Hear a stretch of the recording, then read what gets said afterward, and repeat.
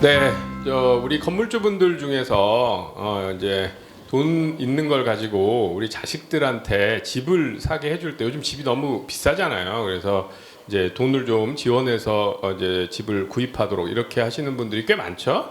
근데 그럴 때 자식한테 돈을 좀 빌려줬다, 나는 빌려줬다 이렇게 생각하고 하셨어도 그게 세법상으로는 문제가 될 수 있어요. 응? 자식한테 증여했다 이렇게 볼 수 있기 때문에 사실 알고 보면 증여죠. 근데 이제 그걸 어떻게 하든 빌려주는 모양으로 좀 하고 싶으신 분들이 있을 텐데 그때는 세금 문제가 생길 수 있으니까 그 부분을 좀 잘 검토하시면서 하셔야 됩니다. 섣부르게 하셨다가는 크게 또 세금을 또 물 수 있습니다. 그 부분 관련해서 우리 정한겸 세무사께서 자세히 정보를 정리하셔서 지금 설명해 주실 겁니다. 네, 오늘은 빌린 돈인데 증여라고요 라는 이슈입니다. 그래서 자식한테 이렇게 빌려줬다고 말하고 네. 세무서에서는 증여한 거 아니냐 이렇게 되는 거죠?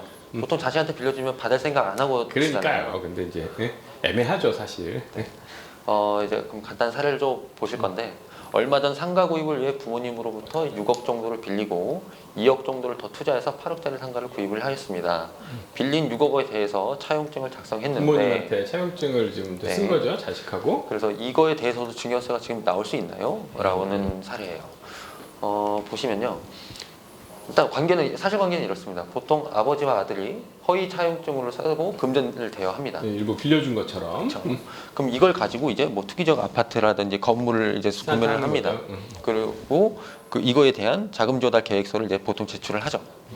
그러면 일단 처음에 봤을 이게 때는 국세청 입장인 거죠. 그렇죠. 국세청 입장에서 처음에 자금 조달 계획서 요걸 제출하면 처음에는 지방자치단체는 네. 뭐 그래 뭐 자금 뭐 걔는 확인만 하면 되니까. 그렇죠. 빌린 거라고 인정을 할 수도 돈이 있어요. 들어왔으면 되니까. 네. 근데 국세청에서 국세청은 이거를 다르죠. 국세청은 다르지. 변칙증여라고 보고 증여인데 마치 빌려준 것처럼 했다. 네. 원칙적으로. 이 금액 다 전체 증여한 거 아니냐라고 해서 증여세가 나올 수 있는 거죠. 증여세를 이슈를 생길 수가 있는 거죠. 네. 보시면 일단 원칙은 자녀가 부모에게 돈을 빌린 경우 그 돈이 무상으로 받은 증여인지 아니면 나중에 갚을 것을 전제로 하는 대여인지는 세무당국은 증여로 보는 것이 일단 원칙입니다. 이 세무당국의 지침인 거고. 그러면 이 관련 사례를 좀 보시면 이제 차용증을 작성하였다거나 이자 지급한 내역이 없어서 금전 소비대차 계약을 사실이 객관적으로 입증되지 않고 그렇죠? 그리고 변제일과 이자율에 관한 구체적인 약정이 없다라고 보아서 이 금액 전체를 이제 증여로 본 케이스인데요. 이거를 이렇게 해줬는데 우선 네. 차용증도 없었고 네. 이자를 지급한 내용도 없었고 네. 그 다음에 그 차용증상에 차용한 금액과 지금 건물 사면서 들어간 금액이 서로 차이가 다르고 난다. 네. 이자 변제일하고 구체적인 이자율 이런 것도 계약서에 없었기 때문에 이거는 그냥 차용이라고 말만 하지 알고 보면 증여한 거다 이렇게 그렇죠. 판단하겠다는 네. 거죠. 그러니까 국세청 입장에서 그러면 증여라고 판단하려면 어떤 기준이 있어야 되니까 네. 이런 내용들을 고려해서 증여냐 아니냐는 사실관계를 정하겠다 이런 뜻이죠. 그렇죠. 그럼 이게 어찌 보면 국세청에서 내비친 어떤 기준이라는 거죠. 그럼 이걸 반대 해석하면 가족 간 거래라도 적정 이자를 받고 자금 거래한 사실을 객관적으로 입증만 하면 예외로 인정해 그렇죠. 주겠다는 그러니까 뜻이죠. 이자 지급 내역도 정확하게 있고 네. 차용증도 있고 네. 그다음에 금액도 서로 일치하고 이자 변 지급이라고 이자율까지 표시해 놓으면 네. 그거는 가족 간의 거래도 서로 빌린 거다 그렇게 그렇죠. 보겠다는 거죠. 이 관련된 세법 규정은 상습세법상 41조의 4에 대한 규정인데 금전을 무상 또는 적정 이자율보다 낮은 그 이자율로 대출을 받은 경우에는 그 증여재산가액 1,000만 원 이상인 경우에는 이제 증여세 이슈가 있다라는 문제. 그러니까 증여재산 가액이 1,000만 원을 넘어서면, 네. 1,000만 원 넘어서면 그러면 이 증여재산가액을 어떻게 계산해야 되는가 문제인데 이런 식으로 계산을 합니다. 대출 금액의 적정 이자율 4.6% 무상 대출일 경우에는 무상 대출이면 요 4.6%까지에 해당되는 거를 증여했다 그렇죠. 이렇게 보는 거죠. 그게 1,000만 원 넘으면 그거는 그러면 증여세 문제를 거죠. 삼겠다. 네. 그래서 저가로 이제 저율로 대출을 했다면 실제 지급한 요걸 이자를 피하려고 빼요. 네. 한 0.5%막 이런 식으로 했으면 얍삽하다. 네. 그래서 4.6% 밑에 해당되는 부분 차이는 증여다 이렇게 보겠다는 그렇죠. 건데 그게 1,000만 원을 넘지 않으면 네. 거기까지는 인정. 네. 근데 1,000만 원을 넘으면 세금 내라 이거죠? 맞습니다. 그러면은 세금을 안 내게끔 1,000만 원이 안 되게 대출 금액을 설정을 할 수도 있잖아요. 역산을 하면 보시면 이런 식으로 됩니다. 잠시만. 이거 한번 돌아가야 되는데 자, 요거 잠깐 한번 설명해 드릴게요. 네. 특수관계인 여부와 관계없이 타인으로 금전을 대여받은 경우에는 이 규정이 적용되고 대출 기간이 정해지지 않는 경우에 그 대출 기간을 1년으로 보고 그 1년 이상이 되면 1년이 되는 다음 날에 다시 그래서 또? 새롭게 대출 받은 걸로 본다. 그래서 증여 대상가액 1,000만 원이 1년 동안이 안 됐다. 그럼 이슈가 없는 거고 1년 그 뭐야 저기 1,000만 원이 넘어갔다. 그럼 이제 증여세가 1년 베이스로 나오는 1,000만 원 거죠. 계산하는 거죠. 그래서 그 1년 동안 1,000만 원이 안 되게 하려면 대출 금액이 이 금액이 나와야 돼요. 2억 1,700. 네. 그러니까 약 2억 원 정도. 2억 원 무상으로 했을 때는 2억 원 정도까지는 네. 증여세 문제가 안 생기는데 물론 이 금액이 아니라 이자가 네. 그렇죠? 이자 부분이 증여세 문제가 안 생기는데 2억 1,700을 넘어가면 네. 이때는 무상으로 그냥 빌려주면 이건 이자 문제가 생기는 거죠. 이자에 대해서 증여세 증여세를 이슈가 내야 있는 되는 거죠. 거죠. 그럼 보시면 이건 국세청은 이 부분에 대해서도 증여세로 볼 수도 있는데 2억 전체에 대해서 차용성을 써가야 되는데 저것도 그냥 무상으로 부모 자식 간에는 난 이자만 안 받았다 이렇게 네. 생각할 수 있지만 국세청 입장에서는 이자도 안 줬으니까 저 금액 자체를 증여한 거 아니냐 그렇죠. 이렇게 판단할 수 네. 있다는 거죠. 그러면 국세청에서는 이제 차용성을 어떤 식으로 인정을 하냐라고 보면 특수관계자 간의 금전소비대차는 당사자 간의 계약, 이자 지급 사실, 계약서가 있어야 되고 이자 이자 지금 내역이 있어야 되고 네, 그러니까 차익과 상환 내역. 갚았다면 상환 내역이 있어야 돼. 네, 그다음에 요 관련되는 사용처 등이 명확해야 네. 이래야만 이거는 서로 돈 빌려준 거다. 금전대차라는 건 네. 돈을 빌려줬다. 빌려준 걸로 보겠다. 아니면 준 걸로 보겠다. 증여로 보겠다는 그렇죠. 거죠. 이게 없으면. 그러면은 국세청이 인정하지 않는 금전소비대차 계약은 어떤 것이냐? 그러니까 대여로 안 보고 이런 경우라면 증여로 보겠다. 네. 그죠? 그건 어떤 건가요? 보면은 대여받은 자가 대여금을 변제할 경제적 능력이 없어. 아무 능력도 없는 사람한테 돈 줘놓고 네. 빌려준 거다. 네. 이거는 증여다. 증여라는 거 보는 거죠. 그래서 이때 이제 소명해야 될 게 뭐 근로소득 원천징수 그러니까 영수증이라든지 난 이런 소득도 네. 있고 갚을 능력이 존재한다. 그렇죠. 그런 것들이 있어야 되는 거죠.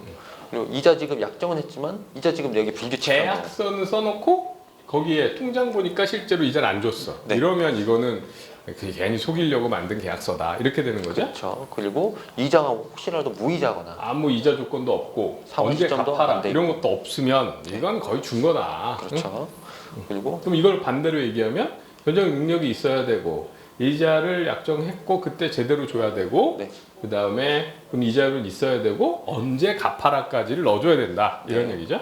그리고 아까 말씀드렸던 것처럼 경제 능력 없는 돈을 빌린 경우 네, 이건 뭐 거의 중복되는 네, 중복되고 그다음에 이자 지급 내역이 불규칙하거나 계약서의 내용과 다르게 지급됨에도 불구하고 항의나 독촉 행위를 이런 하지 않는 상황일 때 아무것도 안 했어. 네. 그럼 당연한 것처럼. 그렇죠. 그럼 이건 뭐 정상적인 돈 빌려준 게 아니다. 네. 지금 돈 빌려준 사람들 사채업자들이 얼마나 악착같이 이자 받으려고 하는데, 그죠? 그렇죠. 그래서 이건 그냥 준 건데 네. 안 준 것처럼 하려고 한 거다 이렇게 보는 거죠. 네. 자, 다음 보시면 저희가 차용증 작성 방법을 이제 한번 네. 알려드릴 건데 첫 번째로는 그래서 뭐 금전소비대차 이제 아까 네. 그런 이슈가 없도록 그러니까 국세청이 봤을 때도 이거는 부모 자식 간의 대여다, 응? 네. 대여다, 금전대차라고 인정받으려면 네. 그러면은 어떤 걸 해야 되나요? 첫 번째로 금전소비대차 계약서 당연히 작성을 하셔야 되죠. 작성하고 작성을 했을 때 일단 공증이나 인감증명서, 내용증명, 근정단 설정. 그다음에 인감증명서를 첨부하면 좀 더 명확하고 그래서 공증이나 내용증명을 하는 이유는 그때 계약했다를 네.